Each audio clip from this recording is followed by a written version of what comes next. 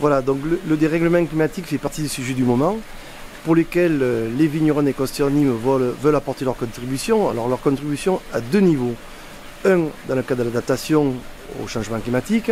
Et là, nous devons effectivement, pour continuer à produire des raisins et produire du vin, nous devons nous adapter par nos pratiques, par nos conditions de production à l'évolution du climat.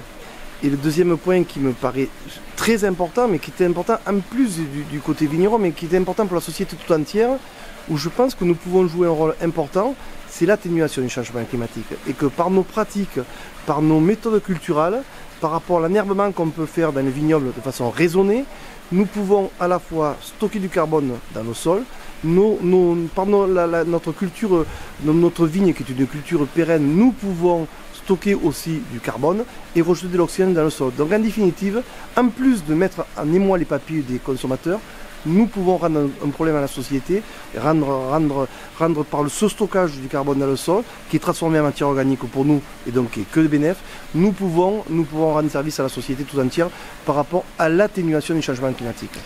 Est-ce qu'il est facile justement de sensibiliser les vignerons des Costières à cette question-là? Oui, parce qu'ils sont sensibilisés depuis un certain nombre d'années. Toutes ces pratiques culturelles, respectueuses de l'environnement ont été mises en place depuis un certain nombre de temps dans les Costières de Nîmes.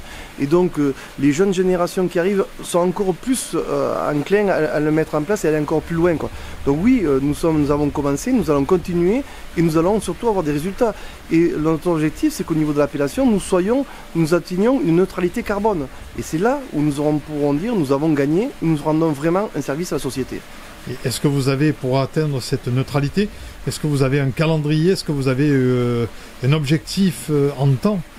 Alors ce sont des sujets qui commencent maintenant, hein. Nous travaillons, nous IFEV également, à tout ce qui est référentiel bas carbone.